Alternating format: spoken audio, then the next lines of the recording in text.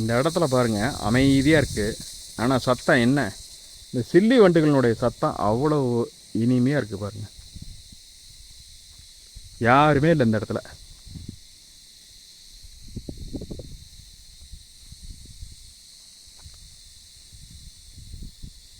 மழை பெஞ்ச இருக்க மாட்டிருக்கு. பாசம் பாருங்க.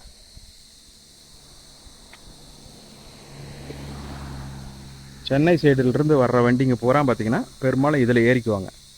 அவங்களுக்கு இப்படி ரொம்ப பக்கம். ஏன்லைனாக்கா அவங்க வந்துட்டு சீல்நாய்க்கம்பட்டி போய் மறுபடியும் டவுனுக்குள்ளார பூந்தம் போகலாம், அஸ்தம்பட்டி போய் கோரிமேடு போய் அப்படி ஏறணும்.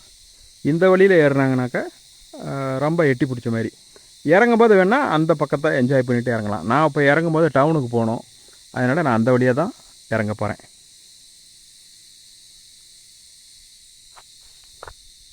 வந்தோடனே நம்ம ரெண்டாவதாக சந்திக்கிற ஊர், இந்த ஊர் பேர் என்னன்னு எனக்கு தெரியல. போர்டை பார்த்தா தான் பார்த்தோம்னா இருங்க.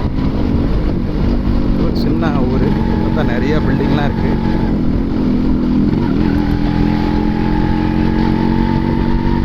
பல முறை வந்திருக்கோம், என்னடா திருப்பி திருப்பி இதே எடுத்து போடாதீங்கிறாங்க. வெளியில் போக ஆரம்பிக்கலைங்க.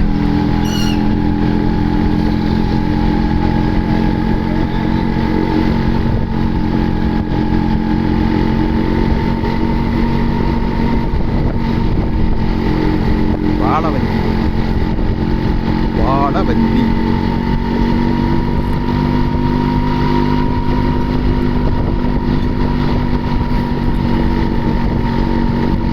எலக்ட்ரிக் ஸ்கூட்டர் நிறைய வந்துருச்சுங்க. பிளைன் பிளேஸு ஹில்ஸில் எல்லாமே நிறையா பேர் இப்போ வந்துட்டு electric scooter and electric car நிறையா வந்துட்டு இருக்குது. இதான நல்ல விஷயந்தாங்க. எப்படின்னா இந்த கார்பன்லாம் எரிக்கப்பட்டு மாசு கட்டுப்பாடு ஆகாது.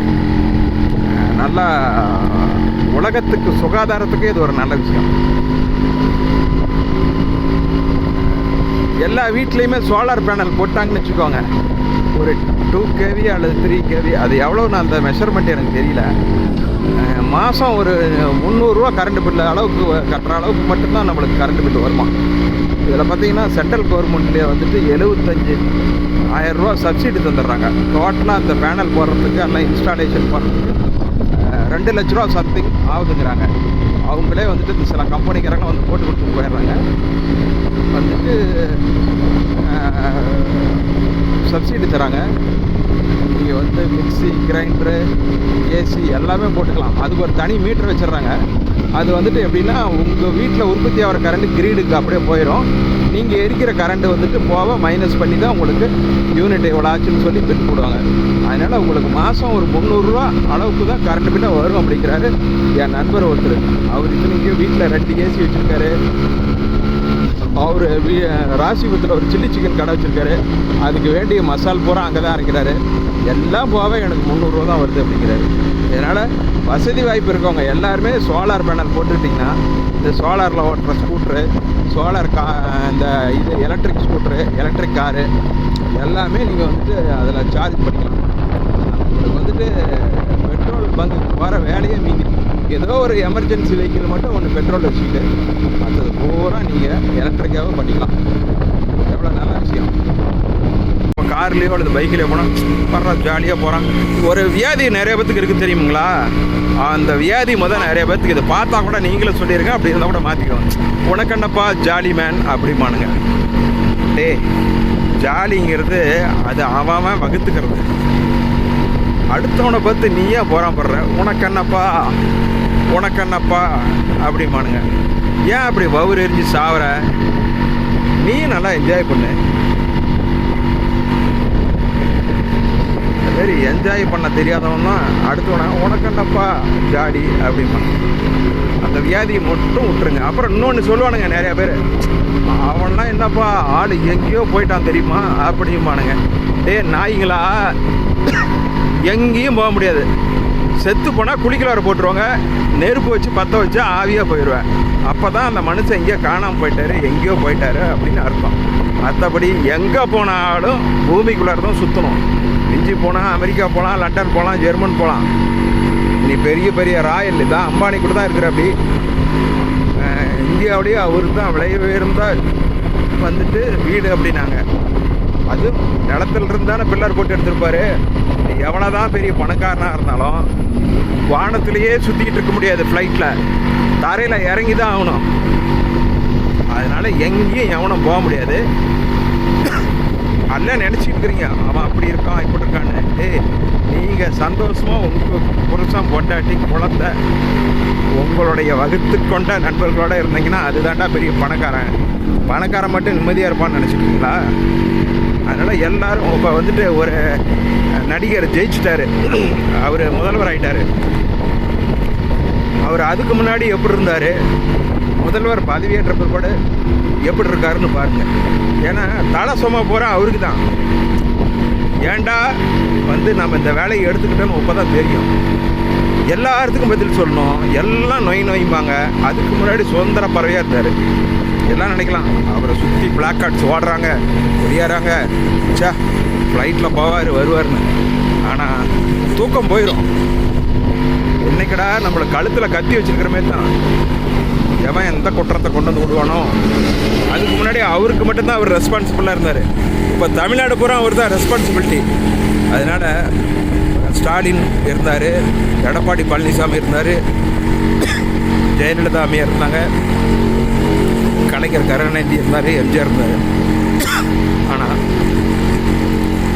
போகும்போதும் என்ன 20 கார் 30 கார் புடைசோல போகலாம். ஆனால் கீழே டோரை விட்டு இறங்கினோடனே என்ன தகவல் காத்துக்கிட்டு இருக்குதோ, எந்த மாவட்டத்தில் என்ன பிரச்சனையோ அப்படின்ற சூழல் இருக்கும்.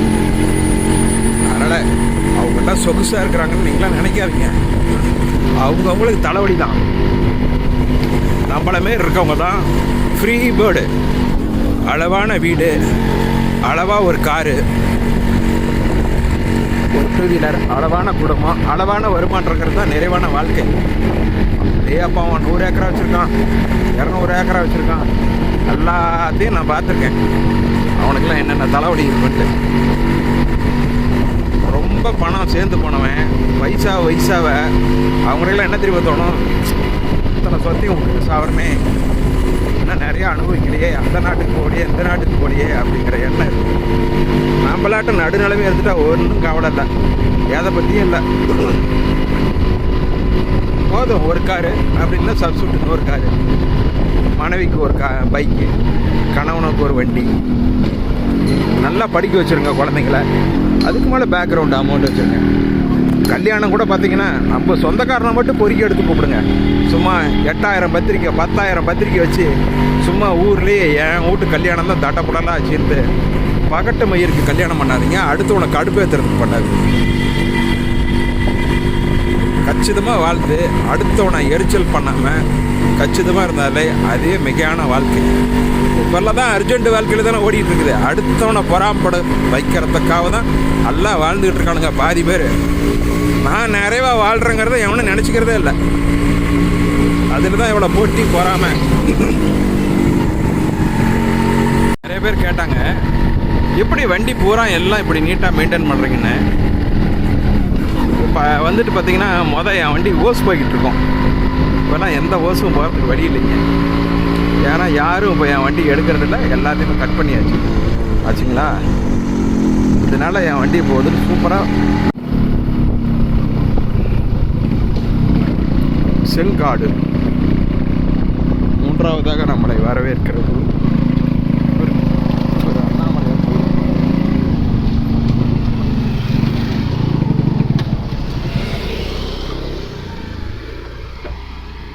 யாரோ தெரில, ஒரு தம்பி அவங்க அம்மாவோடய யாருக்கூடைய ஸ்கூட்டரில் போகிறப்ப ஒரு வணக்கம், அவ்வளோதான்.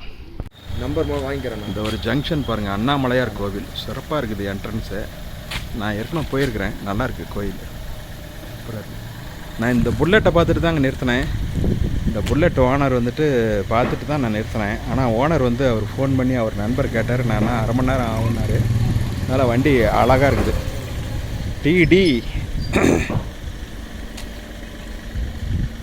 TTW 6508 வண்டி அட்டகாசமாக இருக்குது, நல்லா ரசனையாக வச்சுருக்காரு. சரி, உங்களுடைய ஃப்ரெண்டுங்களா தான் இது இந்த வண்டி? Sir PT sir. ஓ அப்படியா, சரி வாழ்த்துக்கள். இப்போ போய் இந்த மெயின் ரோடு ஜங்ஷன் சந்திக்க போகிறோம். இந்த இடம் எங்கன்னா பாருங்கள், லெஃப்டில் கார்லாம் நிறையா போகுதில்ல, அந்த பக்கம் நிறைய வியூ பாயிண்ட்ஸ்லாம் நிறைய இருக்குது. அந்த என்ன இடம் பக்கோடா பாயிண்ட்டுன்னு நினைக்கிறேன், அதெல்லாம் இருக்குது.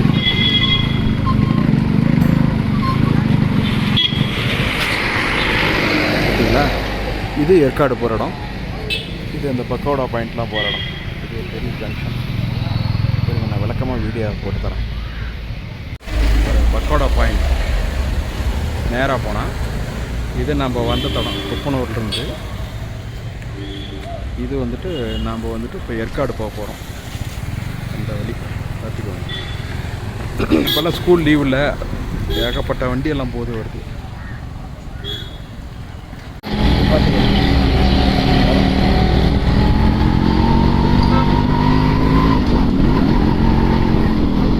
நிறைய டூரிஸ்ட்டு வந்திருக்காங்க வெளியூர்லேருந்து. ஏன்னா இப்போ ஸ்கூலுங்களுக்கெல்லாம் லீவ் இல்லை.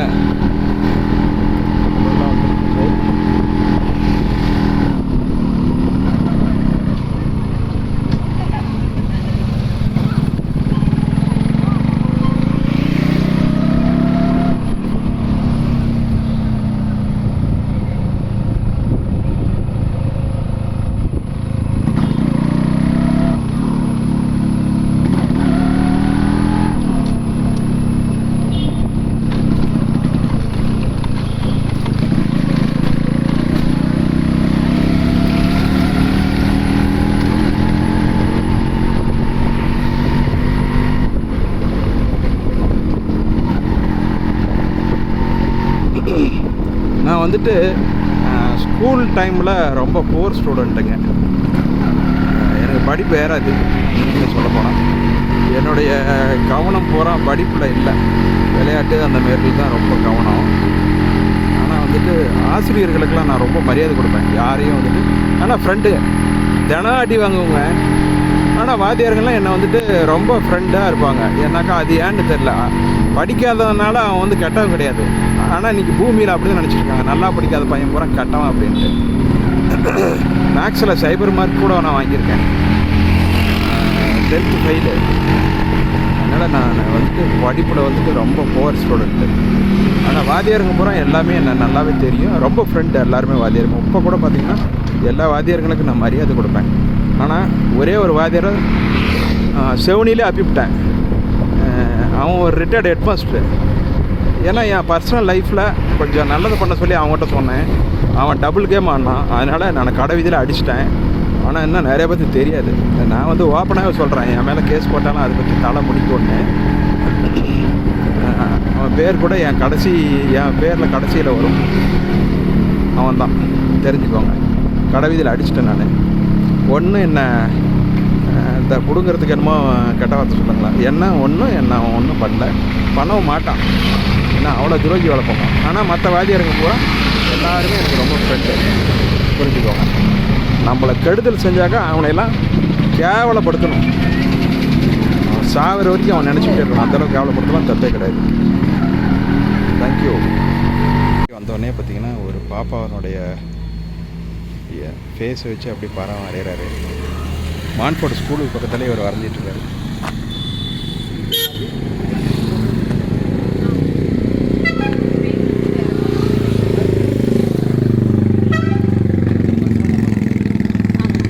மான்ஃபோர்ட் ஸ்கூல் வந்தாச்சு. இதில் போனோம்னாக்கா ஏற்காடு பஸ் ஸ்டாண்டு, அப்புறம் நம்ம ஃப்ரெண்டு இருக்கிற இடத்துக்கு போயிடலாம். ஏற்காட்டில் பார்த்தீங்கன்னா நம்ம நண்பர்கள் எல்லோரும் பார்த்தீங்கன்னா அது ஃபுல்லாக அந்த ஜீப் டிரைவர்ஸு எல்லாம் ஜீப் ஸ்டாண்டு பூரா பார்த்தீங்கன்னா ட்ரக்கிங் போகிறதுக்குலாம் நீங்கள் வந்துட்டு உங்கள் வண்டி நிறுத்திட்டு இவங்க வண்டியில் போனீங்கன்னு வச்சுக்கோங்க, எல்லா இடத்தையும் சீக்கிரம் கவர் பண்ணி கூப்பிட்டு வந்துடுவாங்க. இவராக நம்ம ஃப்ரெண்டு, எல்லா வண்டியுமே 4 வீல் டிரைவு. நீங்கள் போனீங்கன்னா கூட எல்லா இடத்துக்கும் போகிறது சிரமம். இவங்க எல்லா இடத்துக்கும் நீட்டாக க்ளீனாக கூட்டிகிட்டு போயிட்டு எல்லாம் எக்ஸ்பிளைன் பண்ணி கூப்பிட்டு வருவாங்க. அதனால் ஏற்காடு வர்றவங்க நீங்கள் லேக்குக்கிட்ட உங்கள் வண்டியை போட்டு இவங்ககிட்ட காண்டாக்ட் பண்ணிக்கிட்டிங்கன்னா இவங்க நீட்டாக எல்லா இடத்துக்கும் பார்க்க முடியாத இடத்தெல்லாம் போய் கூட்டிகிட்டு போய் காமிச்சிட்டு வந்துடுவாங்க. சேஃபாக கூட்டிகிட்டு போய்ட்டு வந்துடுவாங்க. எல்லோரும் பயன்படுத்திக்கோங்க. ஆனால் உங்கள் நம்பர் சொல்லிவிடுங்க, உங்கள் பேர் சொல்லிடுங்க. என்னோட பேர் வந்து கௌதம், வந்து 9566839445. வண்டி வந்து இங்கே தான் இருக்கும், பிரியா பிரதர்ஸ். பாருங்கள், இந்தமாரி எல்லாம் நிறையா பேர் இருக்காங்க. உங்கள் வண்டி போய் போக முடியாத இடத்துக்குலாம் போகிறதுனா கூட இவங்க எல்லா இடத்துக்கும் கூட்டு போயிட்டு இருக்கிறவங்க. Right, thank you, all the best.